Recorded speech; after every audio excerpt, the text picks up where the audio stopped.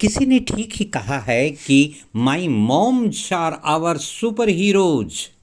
Princess Diana ने लिखा है, a mother's arms are more comforting than anyone else's. Abraham Lincoln ने लिखा है, all that I am or ever hope to be I owe to my angel mother. विश्व में माँ को परिवार, समाज और राष्ट्र में सबसे ऊंचा दर्जा दिया गया है। आज मैं इंडिया के बिहार राज्य के भागलपुर जिले के शाहकुंड प्रखंड के कपसौना गांव के एक संघर्षशील महिला की दास्तान पेश कर रहा हूं। उस महिला का नाम था उर्मिला देवी।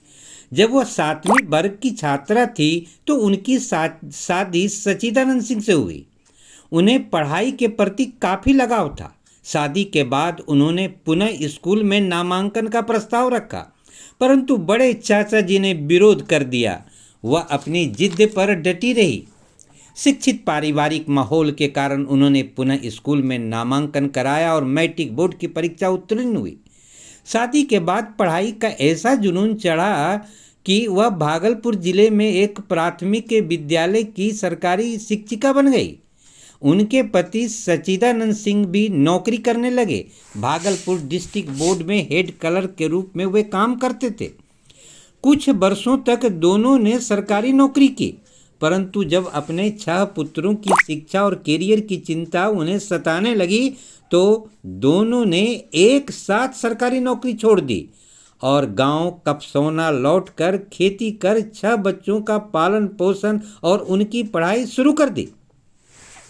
उर्मिला देवी स्वयं घर का सारा गृहस्थी कार्य करते हुए अपने सभी 6 बच्चों को घर पर ही कठोरता से कड़े अनुशासन में पढ़ाती भी थी।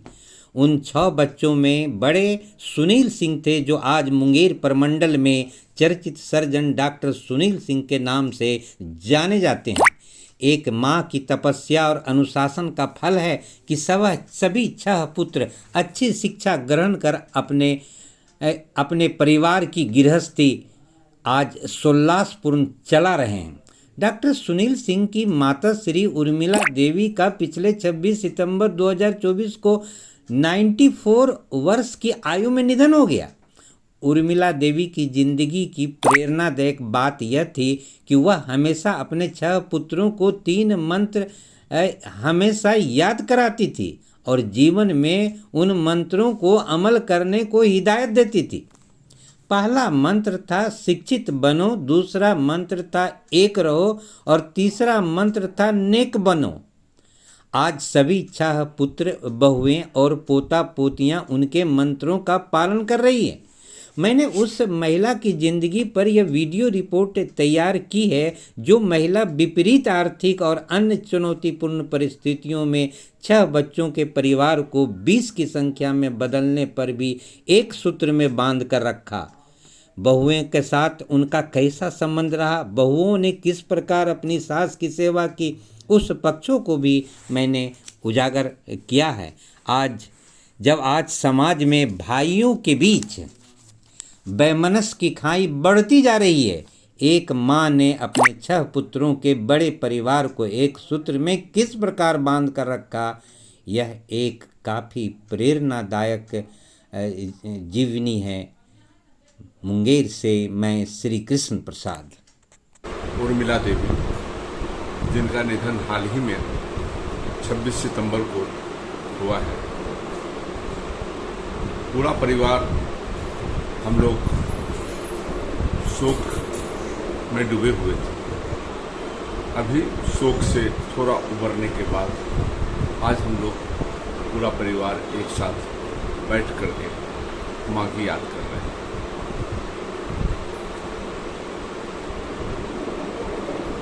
मेरी माँ का जन्म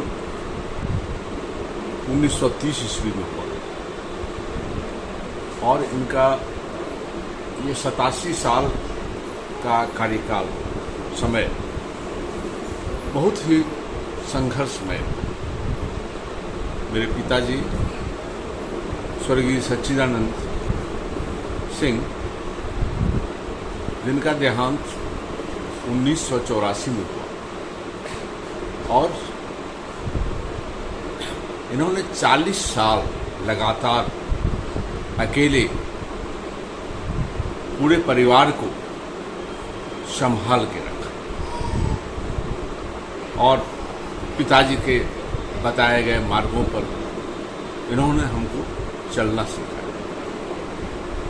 हमारी माँ शिक्षित थी, बल्कि कहें कि शिक्षा प्रेमी थी और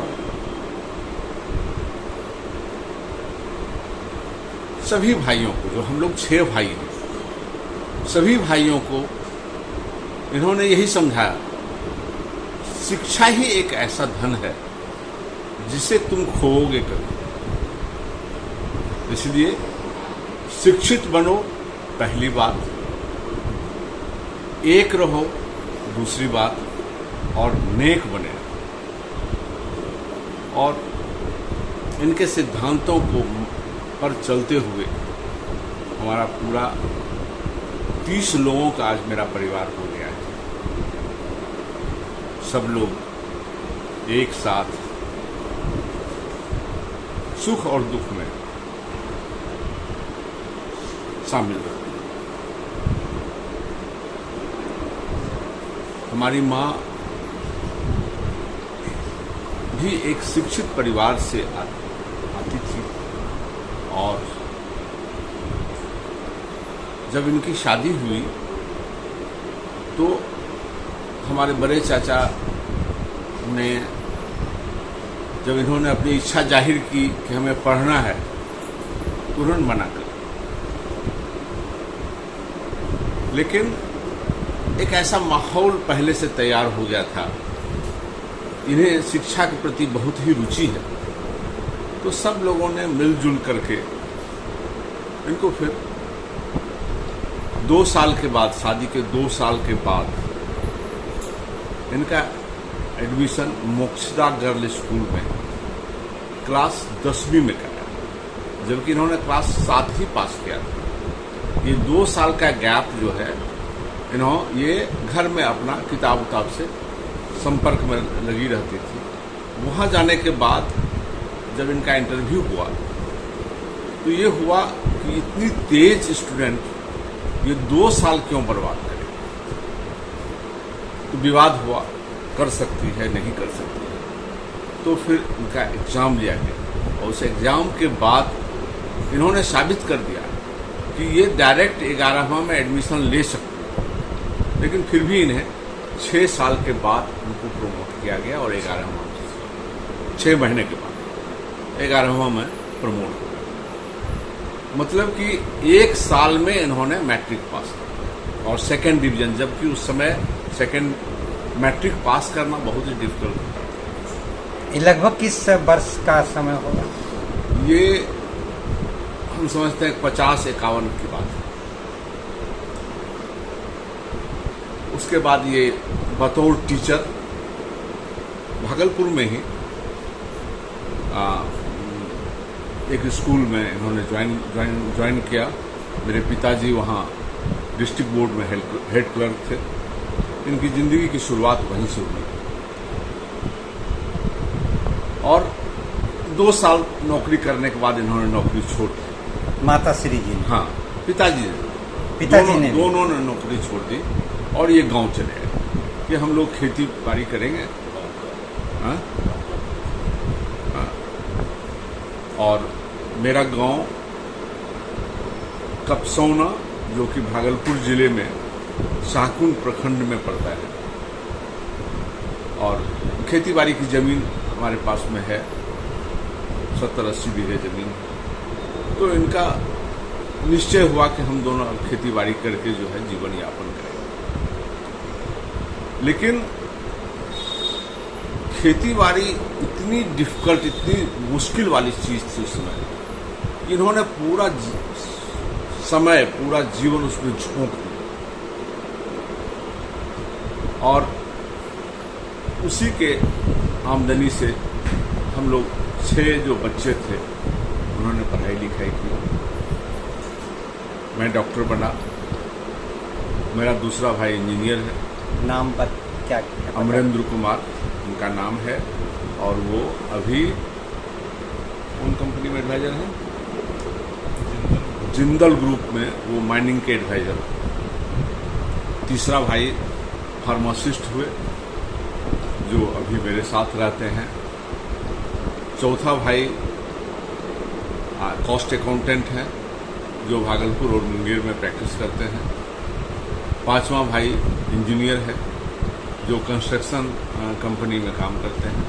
छठा भाई मेरा बायोकेमिकल इंजीनियर है जो मेरे साथ रहते हैं और ये हमारा जो बायोकेमिस्ट्री डिपार्टमेंट हॉस्पिटल का है उसे संचालित करता है।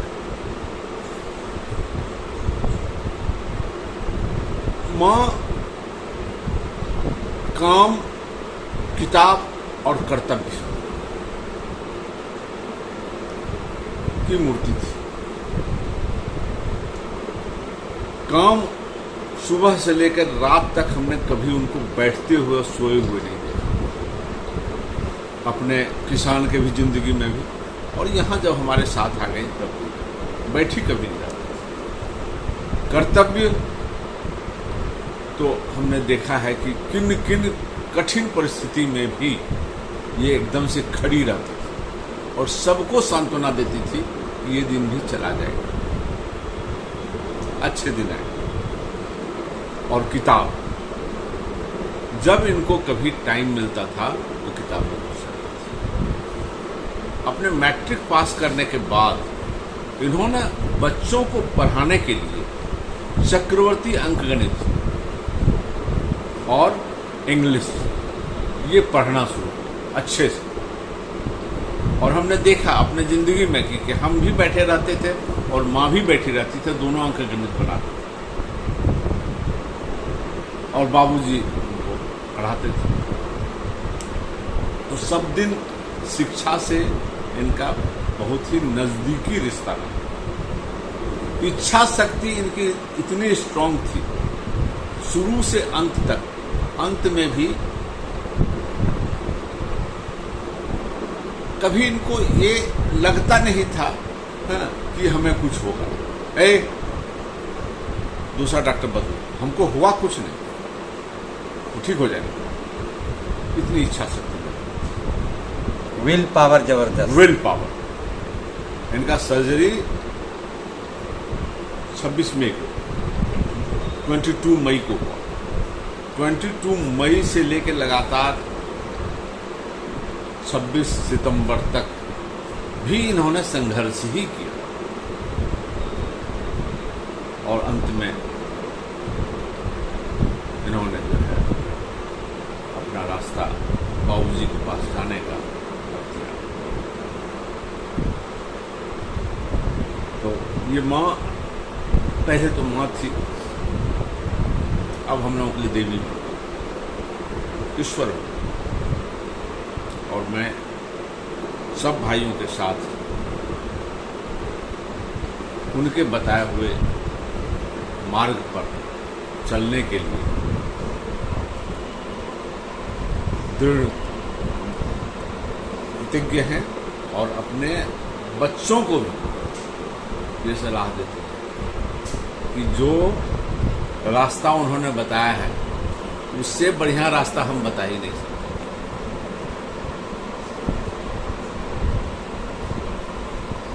थैंक यू सर जी।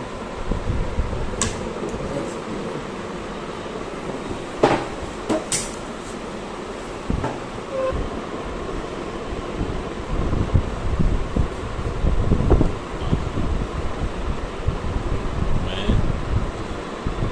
इस परिवार का तीसरा पुत्र हूँ। मेरा नाम वीरेंद्र कुमार सिंह है। मेरे हमसे 2 बड़े भाई और 3 छोटे भाई।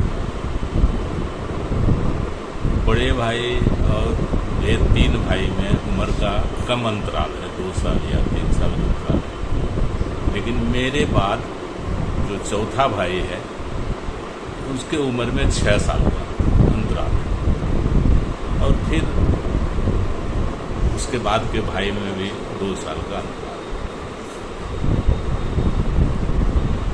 इस तरह से 2 ग्रुप में मेरा भाई बट गया। 3 भाई एक ग्रुप में, 3 भाई है। मेरे दो बड़े भाई को चूँकि माँ के सामने, माँ के मन में, माँ के दिल में, पिताजी के दिल में शिक्षा का सबसे अधिक महत्व था। तो गांव में पढ़ाई हम लोगों की होती थी। उस समय लगा उनको कि यहाँ अच्छी पढ़ाई हमारे बच्चे को नहीं मिल सकती है। तो हमसे जो दो बड़े भाई हैं, उन दोनों भाई को सुंदरपुर हाई स्कूल, बापू प्रवेश का हाई स्कूल सुंदरपुर में एडमिशन करा दिए और दोनों बड़े भाई मेरे सुंदरपुर के हॉस्टल में रहकर 4 साल की पढ़ाई यानी मैट्रिक तक वहाँ की। तीसरा मैं था। मेरी पढ़ाई मैट्रिक तक का गांव के ही पास खानपुर हाई स्कूल है जो सुल्तानगंज प्रखंड में पड़ता है। मेरा घर साकुन प्रखंड पड़ता है और स्कूल हमको लगता है 3 किलोमीटर की दूरी पर थी हाई स्कूल। हम और मेरा चौथा भाई, 2 भाई उसी स्कूल में हाई स्कूल तक पढ़े। इस बीच में मैं जब इंटर में गया तो कुछ लोगों से सलाह के बाद मेरा एडमिशन फार्मेसी में करा और मैं पटना जाके फार्मेसी में पढ़ा। मेरा कॉलेज प्राइवेट कॉलेज था। सेशन बहुत लेट हो गई, 2 साल 3 साल तक मेरे फर्स्ट ईयर का एग्ज़ाम नहीं हुआ। तो फिर मैं करीब गांव में ही रहने लगा। इस बीच में मेरे पापा जी का निधन हो गया। मेरा परिवार विकट परिस्थिति से जूझने लगा। उस समय बड़े भाई मेडिकल में पढ़ रहे थे और मंझले भाई को नौकरी लग गई थी, जूनियर इंजीनियर माइनिंग। और 3 भाई को अब जिम्मेदारी आ गई हम लोगों को पढ़ाने की। दोनों बड़े भाई बाहर रहने के चलते बाबूजी के जगह पर सारा घर का कार्यभार मेरे और माँ के ऊपर आ गया। घर के बाहर का सारा कार्य मैं देखता था और घर के अंदर का हर एक कार्य माँ देखती थी। माँ घर से कभी बाहर नहीं निकली थी, घर के कंपाउंड से वो बाहर कभी नहीं निकली। उस समय डॉक्टर साहब पढ़ ही रहे थे। बाबूजी के गुजरने के बाद आर्थिक स्थिति भी बहुत दयनीय हो गई थी। माँ और हम प्लस एक भाई की नौकरी लग गई थी, उनके सहयोग से भैया की पढ़ाई, बड़े भाई की पढ़ाई पूरी हुई। तब माँ ने बड़े भाई को कहा कि अब गाँव का माहौल पढ़ने का नहीं रहा, अब जो 3 बच्चे हैं इसकी सारी जिम्मेदारी तुम लो। भाई ने वो सारी जिम्मेदारी सहर्ष स्वीकार की। उस समय बड़े भाई एनाटॉमी में MS कर रहे थे, कुछ आमदनी इनको भी शुरू हो गई थी। 3 भाई को इन्होंने पटना बुला लिया और तीनों की पढ़ाई लिखाई पटना में। उस समय न फोन था न और चीज़ की सुविधा थी, कहीं भी आना जाना। मेरा गांव एक तरह से टापू में था, कम से कम 8 किलोमीटर पैदल चलने के बाद हम लोग सड़क पर चढ़े। सुल्तानगंज हम लोगों से 15 किलोमीटर दूर था, शाहकुंड 8 किलोमीटर दूर थी। आवागमन की कोई सुविधा नहीं थी, जब भी था तो पैदल जाना था। बड़े भाई तीनों छोटे भाई का माँ ने कहा कि अब ये सारी जिम्मेदारी तुमको निभाना है, और बड़े भाई ने और मझले भाई नौकरी ज्वाइन कर लिया है, तो दोनों ने मिलकर तीनों छोटे भाई का पढ़ाई लिखाई का पूरा ध्यान देकर माँ के डायरेक्शन से, माँ के अनुसार चलकर इस परिवार को यहाँ तक पहुँचाया। आप किस रूप में अपनी माता श्री को श्रद्धांजलि देना चाहेंगे? माँ तो मेरे लिए क्या कहूँ, अभी तक मैं माँ को अपने फैमिली से अलग करके देखने का जब सोचता हूँ, माँ तो चली गई, लेकिन अभी तक मैं नहीं लगता है कि माँ चली गई, लगता है माँ कहीं गई। और मेरी माँ, चूँकि मैं सब दिन, सारे भाई बाहर पढ़े, मैं सब दिन माँ के साथ रहा। दिन रात का भोजन हमेशा साथ में खाया। कभी अकेले खाने का अगर नौबत आ जाती थी तो खाने में मन नहीं लगता, या माँ को खाने का नौबत आ जाता था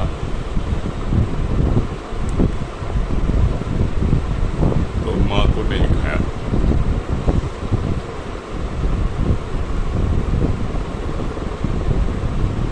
छह बहू घर में आई,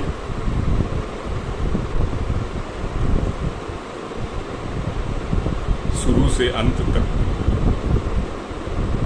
कभी माँ को किसी बहू को डपटते नहीं देखा, किसी बहू को माँ के सामने में ऊंची आवाज में नहीं बात करते सुना। माँ जब तक रही कुशल प्रशासक के रूप में वो हम लोगों के बीच रहे, और हमेशा समूचे परिवार को एक सूत्र में बांधने का कोशिश कर। मुंगेर में जब घर बनाने की नौबत आई, माँ का ही प्रस्ताव हुआ, बेटा अगर घर अलग अलग बनाओगे तो मन भी अलग अलग होगा। एक ही जमीन पर माँ का आदेश हुआ, छबो भाई का घर बनेगा। एक भाई चूंकि भागलपुर और मुंगेर में प्रैक्टिस करता है, उसको भागलपुर थोड़ा अधिक काम है, तो उन्होंने भागलपुर में घर बनाया। उन्होंने कहा भैया हम तो भागलपुर में हैं, हमको जब भी आदेश होगा अभी आना है, तो जितना दूरी है उसको तय करने में जो समय लगे मैं आ जाऊँ। बाकी 5 भाई का घर इसी एक जमीन पर ही बना, सबका अपना अपना फ्लैट बना है। तो बाबूजी और माँ का हमेशा जो ये सूत्र था, मेरा सब बेटा एक धागे से बंधे रहे, एक जगह रहे, एक बन के रहे, नेक बन के रहे। उसमें बाबूजी प्रशासक थे, माँ उसके सूत्रधार थे। उस माँ के बारे में मैं क्या कहूँ, वो कमी अब कभी पूरा नहीं सकता। उस माँ को मैं फिर से चुकाऊंगा। जी बहुत बहुत धन्यवाद।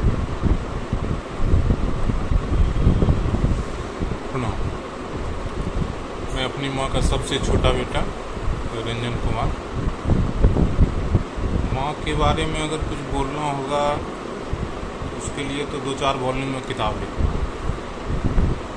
लेकिन लेकिन संक्षिप्त में जो भैया लोग बोले ही, शिक्षा का महत्व उनके लिए सबसे ऊपर था। चाहे हम हों या मेरा पड़ोसी हो, सबके लिए मतलब पढ़ाई के बारे में हमेशा बात करते थे। गांव में हमेशा 2-4 आदमी स्टूडेंट है जो कि नहीं पढ़ सकता था अपने से, वो मेरे घर में आके पढ़ता था।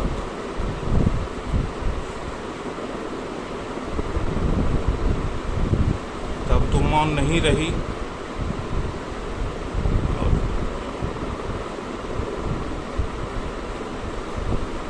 उनके बारे में और क्या बोलें।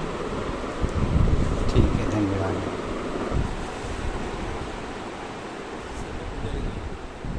जी, माँ का जो है रोल जो है, हमारा मामी जो है, मामी को ही हम लोग माँ समझते थे।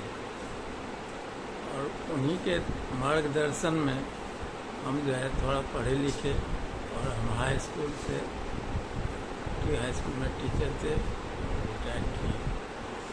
और मेरा घर जो है इसी जगह बाहर चौकी एक बस्ती है, धरारा ब्लॉक में, वहीं है। हम लोग 5 भाई हैं थे, और सब लोग जो है जॉब में थे। अब हम रिटायर सपोर्ट कर रहे हैं। मामी का जो है और मामू का, दोनों के प्रेरणा से जो है हम भी नमक रोटी का जो है रास्ता बना दिए थे। और मामी का सेवा करने का मौका तो हमको कम मिला, लेकिन जो है अंतिम में जो है मामी का सेवा हम जो थोड़ा बहुत किए। बस यही कहना है। धन्यवाद। मेरे फादर मुंगेर में अपना प्रैक्टिस शुरू किए, तब मैं यहाँ मुंगेर आया। उस समय मैं कोई स्कूल नहीं जाता था। गांव देहात में जो स्कूल होती थी वहीं आप अपनी दादी माँ की ही शरण में अपनी प्रारंभिक शिक्षा मैंने अध्ययन प्राप्त की। और जब मैं मुंगेर आया तो उस समय मैं एक गांव के स्कूल से एक शहर के स्कूल में आया था, तो एक मन में रहता था कि मैं यहाँ शहर के स्कूल में कोप अप कर पाऊँगा कि नहीं। यहाँ पढ़ाने का ढंग अलग होगा क्या, शिक्षा जो मैंने अपनी दादी से ली थी वो यहाँ काम आएगा कि नहीं आएगा। तो मेरी एडमिशन यहाँ लिटिल एंजल स्कूल में कराई गई, फर्स्ट स्टैंडर्ड में। तो जब मैं स्कूल में आया तो मुझे फ़र्क पता चला कि फर्स्ट स्टैंडर्ड में जो यहाँ बुक्स में जो शिक्षा दी जा रही थी, मैं उससे ज़्यादा इनफैक्ट जो उस समय के 4th स्टैंडर्ड में बच्चों को पढ़ाई जाती थी, वो मैं फर्स्ट स्टैंडर्ड में उसका ज्ञान था। तो सब दादी का देन है।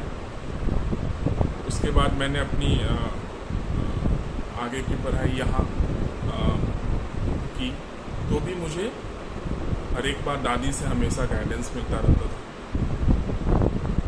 और दादी इस परिवार की एक सबसे मजबूत स्तंभ थी, और जितने भी उनके बच्चे हैं उनको हमेशा एक सही रास्ता दिखाती रहती थी। हम लोग कहीं से भी आते थे, उनके पास पहले आते थे, बैठते थे, 1 घंटा 2 घंटा गप करते थे, पूछती थी क्या कर रहे हैं, क्या क्या हुआ स्कूल में, कॉलेज में, सब चीज़ उनसे शेयर करते थे।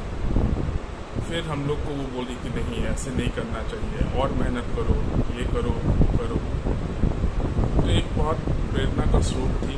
और जितने बच्चों मेरे घर में हैं उनकी वो लाडली थी, और हम सब उनके लाडली। और उनकी कमी हम सबको हमेशा खलेगी, और हम ये भी प्रण लेते हैं कि जो रास्ता उन्होंने हमें दिखाया है उस पर हम लोग आगे चलते रहें। जी, आप अपना शुभ नाम? मेरा नाम डॉक्टर नील केतु, मैं यहीं मुंगेर में प्रैक्टिस करता हूँ। जी, आप श्रद्धांजलि उनको दें।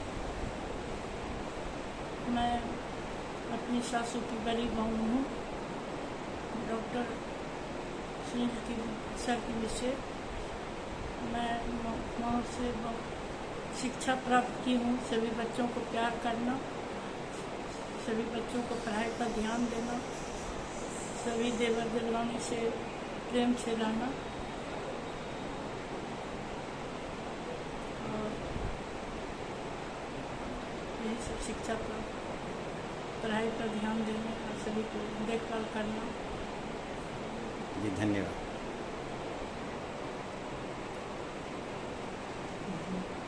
माँ बहुत ही सुलझी हुई एक महिला थी। उन्होंने अपने परिवार को एकजुट में बांध के रखी। ये बहुत ही सराहनीय है। माँ को स्वादिष्ट भोजन बहुत पसंद था। वो तरह तरह का भोजन करना पसंद करती थी। जब कभी चावल कढ़ी बनाओ, बड़ी बनाओ, इडली बनाओ, इस तरह से वो बोलती थी। और स्वादिष्ट भोजन खाने को भी बहुत शौक था। मैंने उनको विभिन्न व्यंजन का शौक था, पसंद था। धन्यवाद। मैं छोटी बहन नूतन गुंजन हूँ। माँ बहुत ही प्यार करने वाली और एक अच्छी माँ के मिली। जी, मैं अपनी दादी की पोती डॉक्टर सौम्या सिंह हूँ। मेरे हमारे एज के 3 भाई बहन हैं। एक बहन मेरी से बड़ी है, 9 मंथ्स बड़ी है, और एक मेरा भाई मेरे से 1 ईयर छोटा है। तो हम तीनों का, जब हम छोटे थे, हम तीनों का मैथ्स का बेस हमारी दादी ने प्रिपेयर किया है। उसमें से हम तीनों हर वीकेंड, हर सैटरडे संडे को सुबह उठ के दूध पी के और 1 से 20 तक का टेबल लिखते थे। दादी हम लोग के लिए तब तक मैथ्स देती थी, हम लोग मैथ्स बनाते थे।